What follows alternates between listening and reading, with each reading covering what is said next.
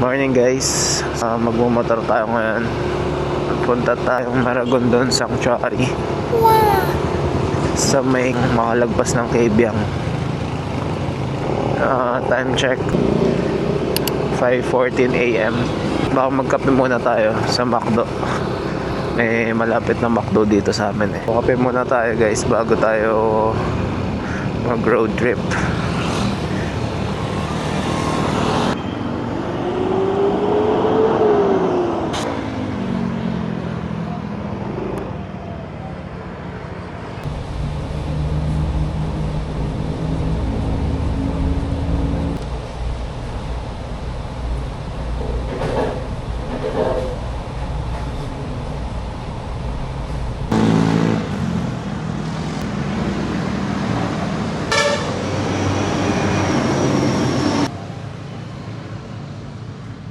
Nagkape muna tayo sa McDo para magising-gising.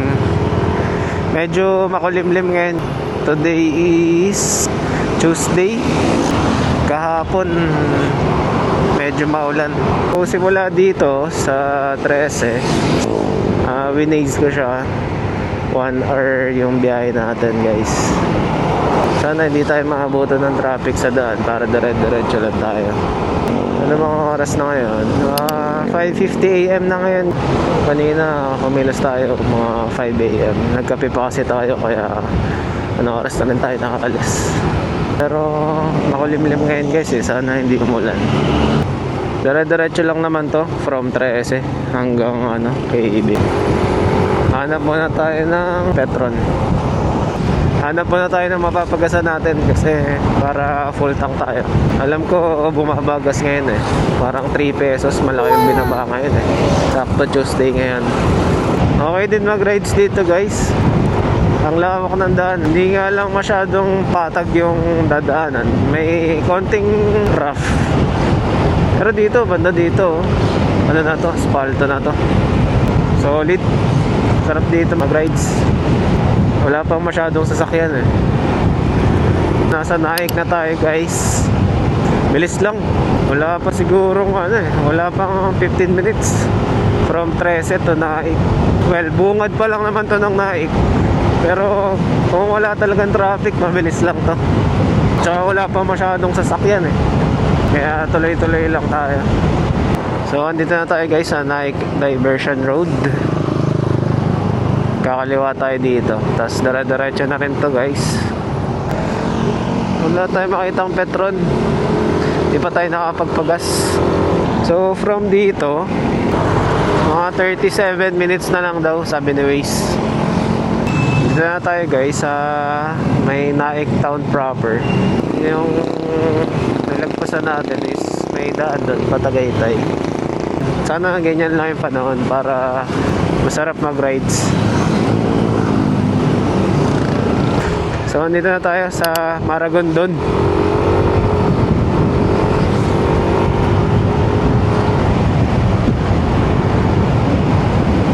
Sa wakas, may nakita na tayong Petron.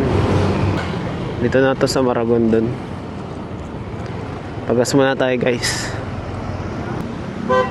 Outs, wala pa. Wala pa ya? Wala pa ya? Change price po kasi. Hanggang na oras kaya? Yun lang guys, wala pa daw. Hanap na lang tayong ibang papagasan. Sana may Petron pa doon. Ilang minutes na lang ba tayo? Yun turn natin, Cabiang. Sabi 27 minutes pa. Lapit-lapit na din. Nasa may natin na tayo. At wala pa rin tayo nakitang Petron. So, andito tayo ngayon sa Alphamart guys. Bili muna tayong mapu-food trip natin para hindi tayo gutumin. Bili muna tayong tubig.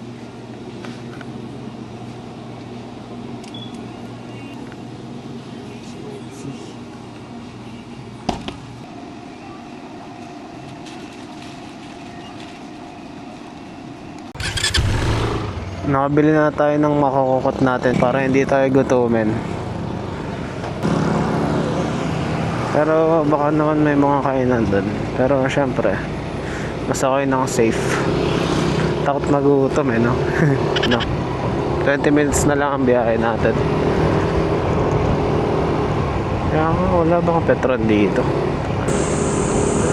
Nandito na tayo sa may sa may paahan ng bundok. Ito na paakyat na agad to.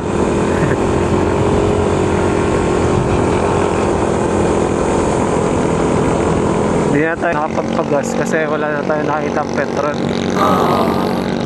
Kalahati pa naman yung gas ko. So sana kayanin. Pero tingin ko kakayanin naman yan. Huwag na lang tayong bumakbak ng bumakbak para tipid sa gas. So guys, nandito tayo sa may Puerto Azul. Malapit na tayo. 12 minutes na lang. So magsa 7 AM na. Wala pa ring araw. Sarap mag-rides ngayon guys kasi makulimlim. Pag mga gantong oras, mainit na. May araw na. Ngayon wala pa. So tama yung araw na napili natin. Sobrang mga curve talaga daan dito guys. Kaya dapat doble ikat tayo. Pero itong dala ko ngayong motor, NMAX, basic lang, makapal ang gulong, malapad. Kaya yung mga curve hindi nakakatakot. Well, dapat doble ingat lang talaga. Siyempre huwag tayo magpakampante. Siguro mga 1 kilometer na lang. Okay, biyang na tayo.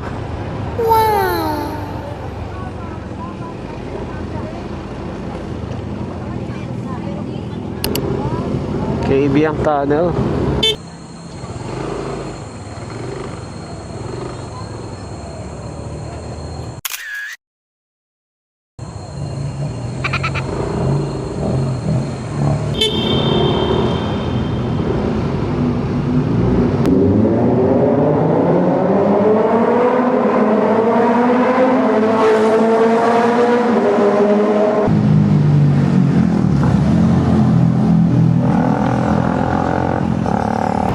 So kakalagpas lang natin ng Kaibiyang.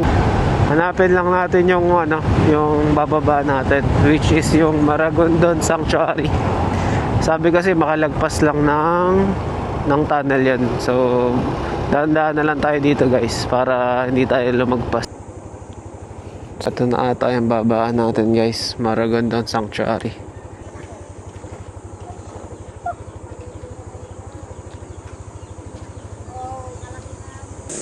Tayo magkano? Saan?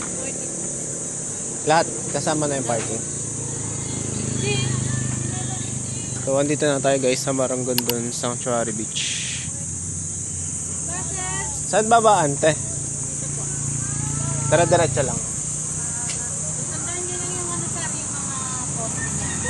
Okay na yun, te. Thank you. So, pababa na tayo guys. Yung parking, nandun lang sa taas.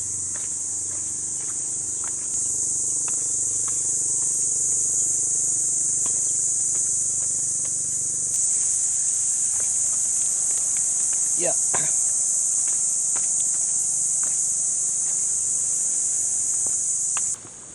So, yun yung binabaan natin, guys.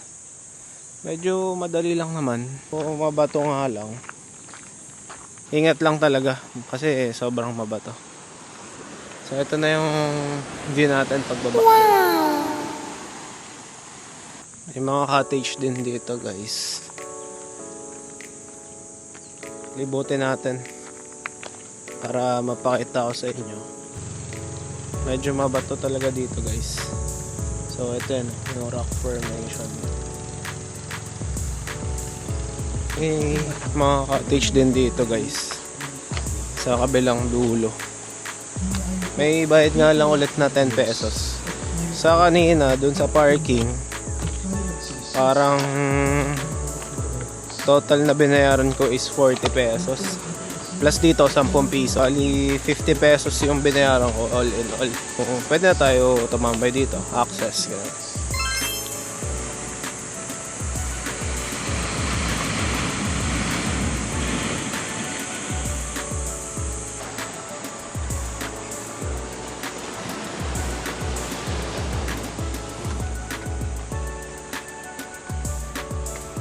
Mga gusto pumunta dito, waste nyo lang Maragondon Sanctuary. Actually, if galing ng Ternate, makalagpas lang ng Cabiang Tunnel. Mga 2 to 3 minutes makikita nyo na agad. Swak na swak to guys sa mga gusto mag-rides. Tapos tatambay lang. Makakita ng nature, dagat, ganun. Pwede din maligo dito guys, pero extra ingat lang tayo kasi ayan o, nakikita nyo naman. Medyo maalon. Pwede rin dito manghuli ng isda. Dala lang siguro kayo ng pangawil. Mga gusto mag-chill, the best to guys dito. Tambay lang tayo guys saglit, tas uwi na rin tayo maya maya. Gusto ko lang din mag-relax, makakita ng dagat, nature. Ayun, quick getaway lang. Ayun, update ko na lang kayo guys. Maya maya uwi na rin tayo.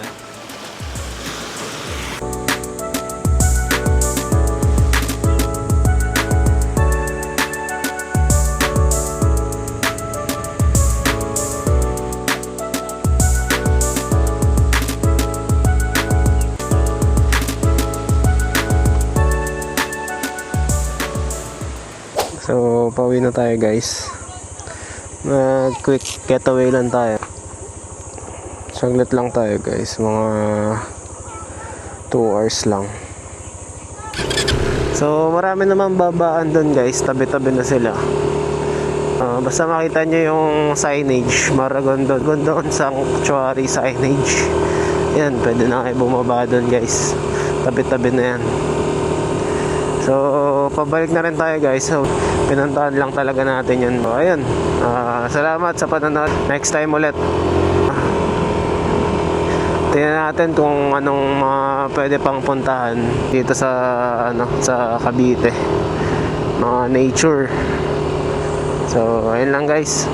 Peace.